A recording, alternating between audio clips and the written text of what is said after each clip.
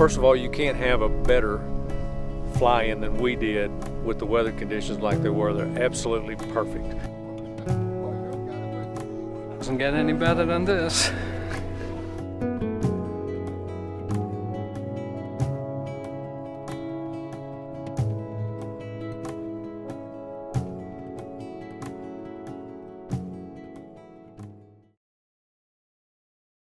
Okay, well, the first year was of course exciting. It was our first time out here and didn't know many people, and by now the third time it feels like meeting up with some people you know and still seeing some familiar faces and some new guys. It's good. And yeah, so I've been at the big shows, Sun and Fun several times, Oshkosh once, but coming together with a smaller group of friends and people you get to know over the years in a nice place like Llano, much more relaxed country setting, and shoot the breeze is different, but also really great. Well, Armstrong put it all together with the Maule guys, the Texas Maule Group, and it's a social club, if you will, and that with a little bit of flying involved, and coming out to show your wares, your skills, and have a good time. You know, it's a good part. It's pretty country.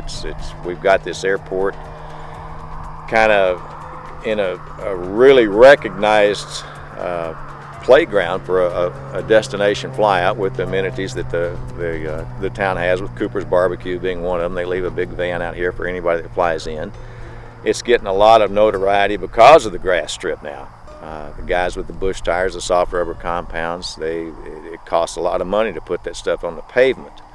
So anytime you can get to a grass strip, and especially a premier grass strip, if you will, now, which I think that we have, it's certainly appealing to the masses. My name's Kyle Hop. We are here at my dad's place, Jeff. We call it the Maule Cave. Bought a piece of property, put a hangar on it, discovered I had enough room for a runway, put a runway out there, bought an airplane. So our event here at the Maule Cave is just inviting the whole group over here for some pork burgers, just to provide a kind of a destination for people to fly that's not just landing at the airport. My dad has a beautiful place here, and we just love to share it with everybody, and he does too. And I think he enjoys having everybody here and all the airplanes here just as much as he does flying. So it's a great event, and we're glad to have everybody here. My grandmother is Alice Hop. She's 88 years old. She's absolutely terrified of flying, but I guess she just kind of got wrapped up in the moment out here and decided she wanted to go, so she got to go for a ride in Russell's 1950 de Havilland Beaver. She loved it. I'm looking forward to visiting the little small airstrips, just like we did on Friday, going to do tomorrow again. That's something, of course, that isn't part of a big air show. You know, you just fly in and then you're there. This part of Texas is what's known as the Texas Hill Country. If you go out to West Texas, it's flat. You go out to East Texas, there's a lot of trees. A lot of North Texas is maybe rolling hills, and South Texas is more plains. But in the Central Texas area, we have a lot of hills or mountains and beautiful scenery, a lot of granite outcroppings. Got a lot of lakes here, especially Llano County, where we had the mall at the municipal airport. There was a lot of creeks and rivers, which, because of our rains, have really caught water, and if you get the sun just right, they're just like sparkling mirrors all over the county.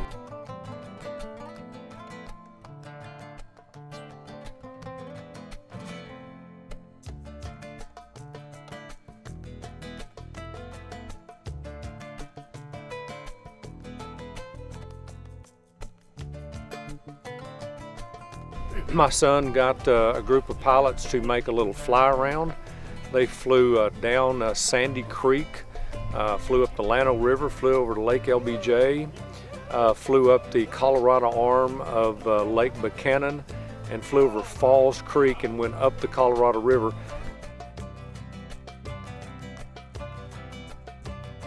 This is probably the wildest part of Texas that you've ever seen.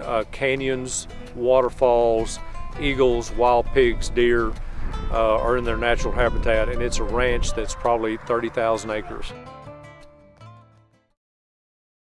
I was asked to be the air boss for the event this year and last year. I've been the air boss for the two stoll roundups that we've had here at Llano this past April and last April also. Everybody's got a different style of flying and where they fly and how they fly. There's no set form, in my opinion. If you're coming over an obstacle or not, and there's several different ways for a short takeoff and landing. Whether you've got a beach landing going on, you water ski it up to the beach, or you hit the first brick, you're coming over the obstacle. There's just too many variables to sit there and really critique, if you will, each individual's landings or an individual's landing, no matter what. Everybody's got their own style, their own comfort level. Having a well-run program is part of it, where people feel confident that they're not going to be put into a situation where they exceed their own limits, or in this case we have an active general aviation airport in operation with a different runway. So we're coordinating with traffic and to the other runway and trying to keep people out of trouble, and been successful so far. Hopefully that never changes.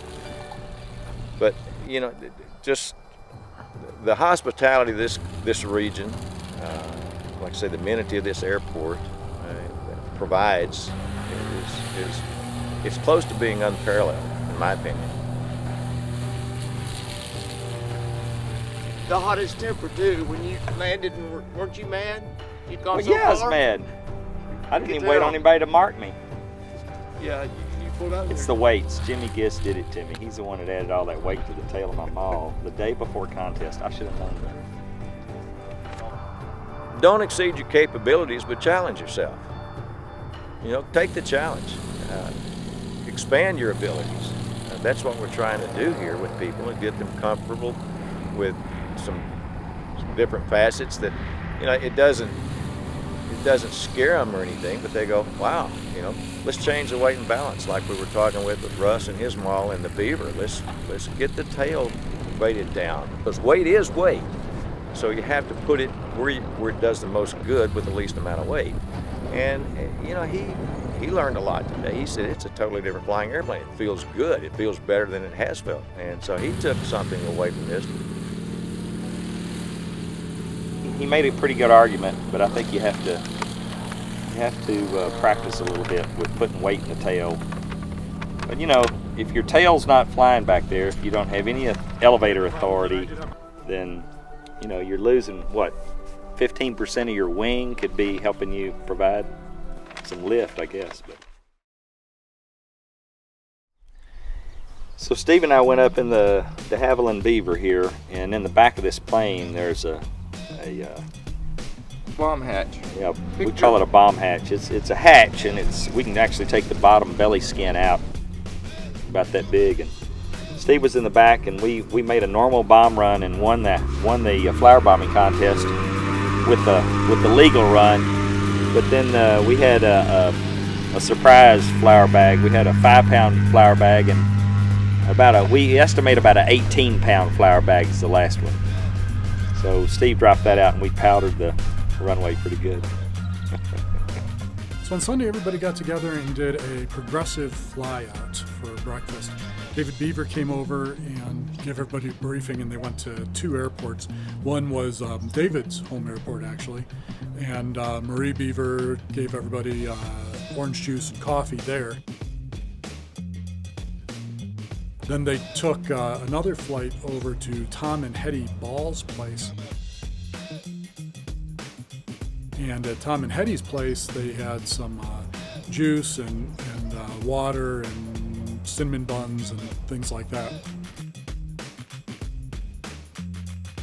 Tom and Hetty also donated a fleece jacket with the insignia of their ranch and gave everybody a ball cap as well.